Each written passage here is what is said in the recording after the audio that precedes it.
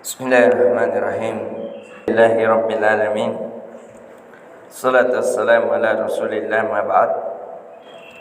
Allahumma anfa'na bima 'allamtana wa 'allimna ma yanfa'una wa zidna ilman. Assalamualaikum warahmatullahi wabarakatuh. Alhamdulillah, kita kembali dimudahkan oleh Allah Azza wa Jalla untuk melanjutkan dari kisah Nabi Musa alaihi salam, yang dimana kita telah mengetahui semangat Nabi Musa dalam menuntut ilmu. Bahkan dia meninggalkan negerinya, membawa perbekalan hartanya untuk mendapatkan ilmu syar'i yang mendekatkan dirinya kepada Allah Azza wa Jalla. Dan setelah Nabi Musa ketemu dengan Nabi Khidir alaihi salam di sebuah pulau, yang dimana pulau tersebut ketemunya dua laut, yang setelah itu Nabi Musa menaiki perahu, akan tetapi di sana terjadi Nabi Khidir merusaki perahu.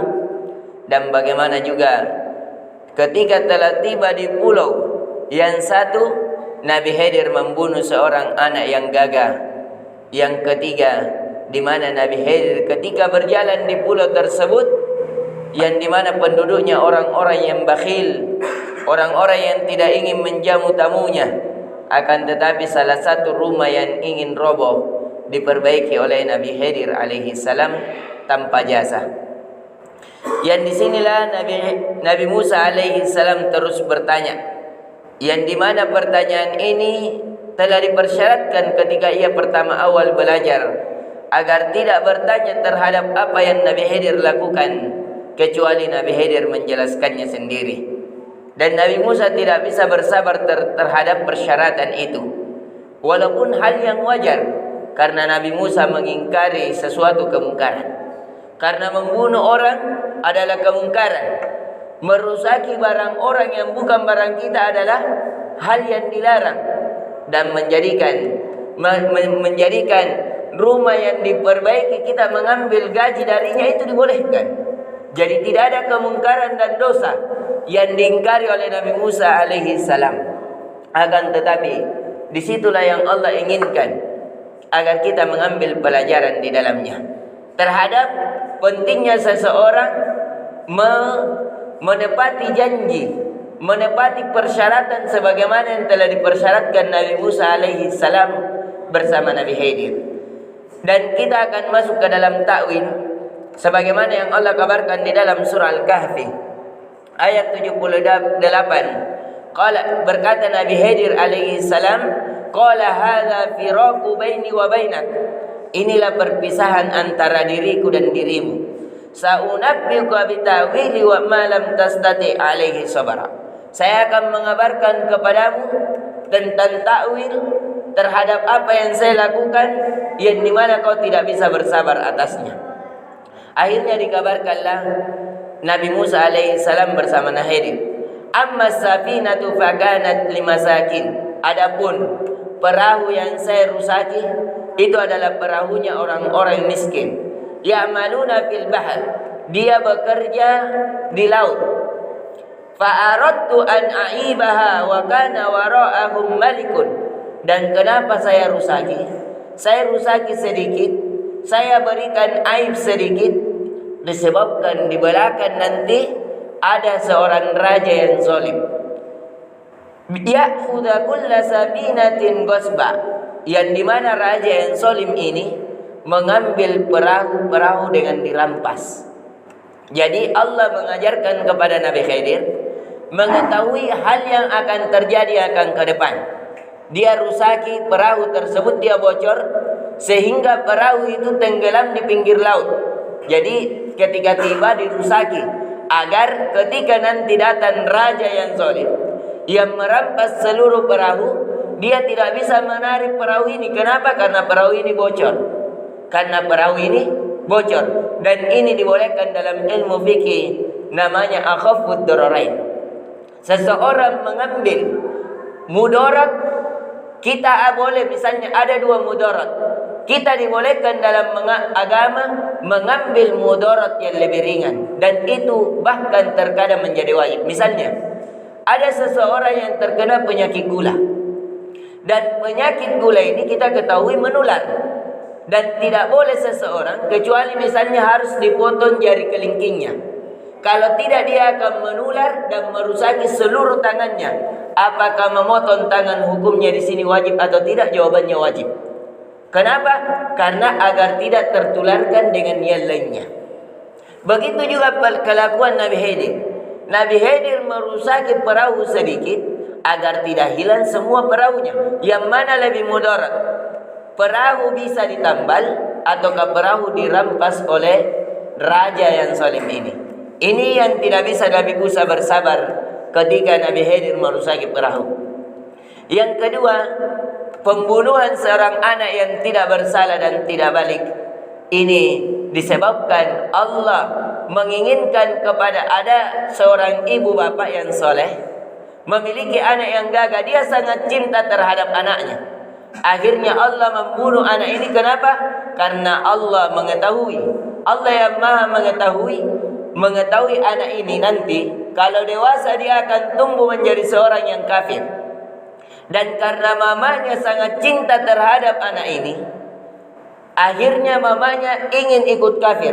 Tapi karena doa mamanya yang pernah berdoa agar ia diwafatkan dalam Islam, sehingga Allah wafatkan anak ini dan menggantikannya dengan anak yang lebih baik. Akhirnya disinilah Allah memberikan pelajaran kepada kita bahwasanya kita terkadang kehilangan sesuatu, padahal sesuatu itu lebih baik bagi kita ketika kita kehilangan. Sebagaimana yang Allah kabarkan di dalam ayat yang lain, wa asa an takrahu syai'an wa huwa khairul lakum wa asa an tuhibbu syai'an wa huwa syarrul lakum. Boleh jadi apa yang kalian menyukai sesuatu itu padahal itu buruk bagi kamu, dan bisa jadi sesuatu yang kamu benci padahal itu baik bagi kamu. Ibu ini membenci kehilangan anaknya, tapi Allah maha mengetahui bahwasanya kehilangan agama jauh lebih berbahaya, jauh lebih bermudarat daripada kehilangan anak. Itu pun Allah gantikan dengan anak yang lebih baik, yang soleh, yang membantu kedua orang tuanya. Adapun anak yang dibunuh seandainya dihidupkan, maka anak itu kufur dan menjadikan orang tuanya ikut kufur. Kenapa? Karena saking cintanya orang tua ini kepada anaknya. Di sini memberikan pelajaran tentang terkadang Allah mengambil sesuatu kepada kita yang terkadang kita benci, padahal itu kebaikan bagi kita. Misalnya harta. Banyak orang yang kehilangan harta di belakang ini, yang dimana seandainya dia melihat hakikat harta, dia akan terus memuji kepada Allah. Kenapa? Karena bisa jadi dengan harta tersebut yang menjadikan dia sibuk beribadah kepada Allah. Dan yang takwil yang ketiga, adapun yang diperbaiki dari rumahnya yang mau runtuh, itu adalah rumah dari seorang anak yang soleh, yang dimana dia memiliki keturunan, yang dimana Nabi Khidir mengetahui karena tempatnya ini tempat yang kikir, tidak ingin menjamu tamu. Biasanya kalau orang kikir berarti dia rakus. Kalau orangnya tidak ingin bersedekah, berarti orangnya suka mengumpul. Itu sifat manusia. Kalau ada sifat manusia yang kikir, berarti ketahuilah bahwa dia memiliki juga sifat rakus. Akhirnya Nabi Musa alaihi salam, yang dimana dia tidak bisa bersabar atasnya, yang dimana Khidir mengetahui kalau rumah ini roboh dan digali untuk dipasangkan pondasi kembali, akhirnya ketika dia gali, dia dapati ini harta karun. Ketika dia dapati harta karun, sedangkan anak ini masih kecil, masih yatim. Yatim itu umurnya masih di bawah 12 tahun. Anak yatim ini umurnya kurang lebih atau masih di bawah 12 tahun, sebelum mumayyiz. Ini anak yatim akhirnya tidak bisa mengambil hartanya karena didapati sudah harta karunnya oleh penduduk negeri tersebut, yang dimana penduduk negeri tersebut orang kikir dan rakus. Akhirnya anak ini, anak yang soleh ini, tidak dapat mendapatkan lagi warisan dari yang diwariskan oleh bapaknya. Sehingga Allah kabarkan, Allah memperbaiki rumahnya supaya tidak roboh, dan akhirnya nanti anak ini di kemudian hari ketika dewasa mampu mendapatkan harta warisan bapaknya yang ditanam di bawah tanah yang berupa harta karun. Ini takwil-takwil yang dimana tentunya kita tidak bisa melakukan. Misalnya kita mengambil harta orang, saya ambil ini disebabkan kalau harta ini samamu, ini bisa mencelakakanmu. Tidak. Karena apa? Karena Nabi Khidir melakukannya ada wahyu dari Allah. Sedangkan di hari ini banyak orang melakukan yang aneh-aneh, disebabkan dia mengatakan adanya mendapatkan ilmu laduni dari Nabi Khidir. Ini kesalahan. Kenapa? Karena la nabiyya ba'da, kata Nabi sallallahu alaihi wasallam, tidak ada lagi nabi setelahku. Artinya tidak ada lagi wahyu. Malaikat Jibril tidak mungkin lagi turun.